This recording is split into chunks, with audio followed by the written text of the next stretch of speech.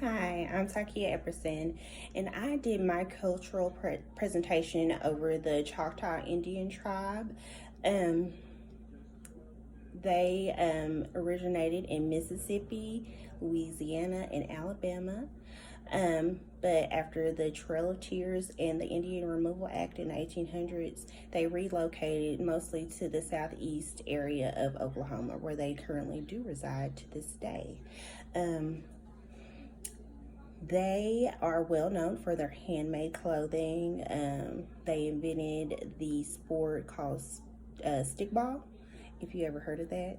Um, their native language is Choctaw, is spelled Chahta, and the most of the younger generation, they don't usually speak that, but if you encounter an older individual from this community, they will speak that.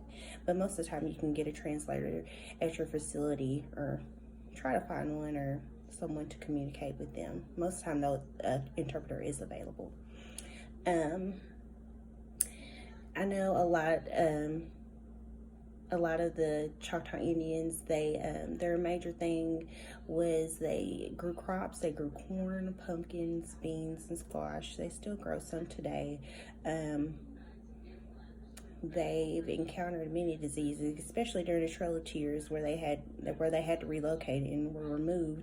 I know about 1/3 of the Choctaw tribe died during this time. They died from starvation, smallpox, pneumonia, and malaria, and other diseases. And to this day, most of the older community, they're really somewhat against going to the doctor because of their mistrust from the government and just healthcare in general. For the most part, the Choctaw Indians, they have their own facilities they go to that represent their culture and their traditions. Most of these facilities offer them free vaccines, free health care. They offer free food assistance to them and their families. But if they decide to go to a healthcare facility that's not targeted toward the Choctaw, or Native American community, they would really appreciate if you respect their culture. I know most time when you greet them, they like to greet you with a handshake.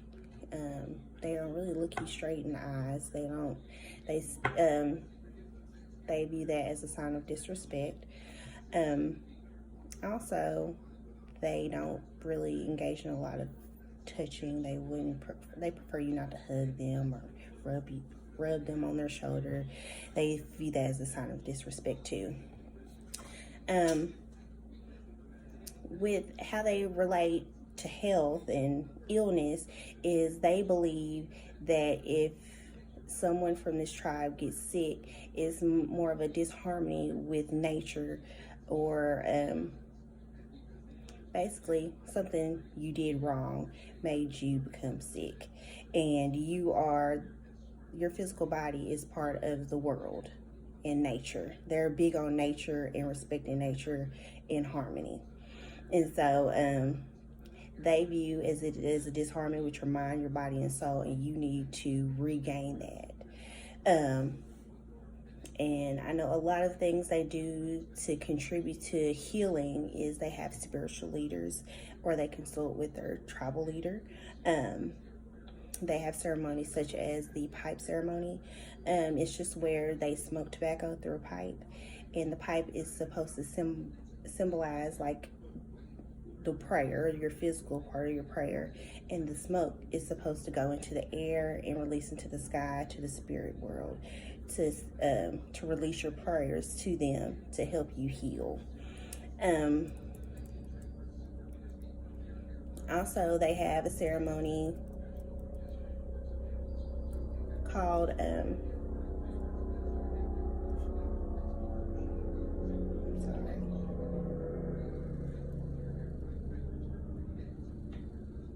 they have sweat lodges. It's more of like a spiritual prayer or healing. This is conducted by the spiritual leader as well. It's mostly done into like a branch building, and it's mostly done outside, and just everyone just sits around in a circle and around lava rocks and a fire, and they sweat. That's why I call it sweat lodge. And they're just supposed to be themselves and say a prayer for themselves, just to promote healing or just get any bad entities that they feel like that's in their bodies. They also use healing herbs, oils, and roots for spiritual and emotional healing. A big thing, they're big on nature and using things from nature, from the ground, to help restore health and just try to regain balance and harmony within their body. If all possible, if you can, in the healthcare setting, if you could help these individuals practice their traditions and their ceremonies, like the pipe ceremony. If you could do it outside, because I know you don't really want to smoke in a hospital or any other facility, but if you could do that outside, have a spiritual leader come outside and help them do that, that would be beneficial towards them. With the Choctaws, they mostly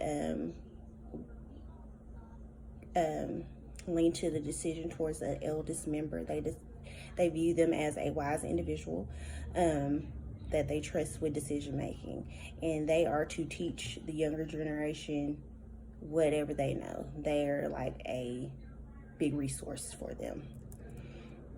In the Choctaw community, and Native Americans in general, some of the biggest issues they have as a health trend would be diabetes, mostly diabetes in the adolescent community, depression, and alcoholism.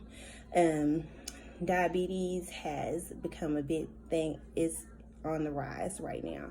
They're one of the highest rates in America, especially for type 2 diabetes among the adolescents, because of less physical activity, improper eating habits.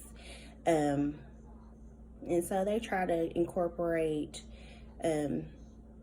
activities in school and in the community where they can perform physical activity, help them perform diets to help them lose weight and control their diabetes, just so this won't be an increasing thing that happens in the future.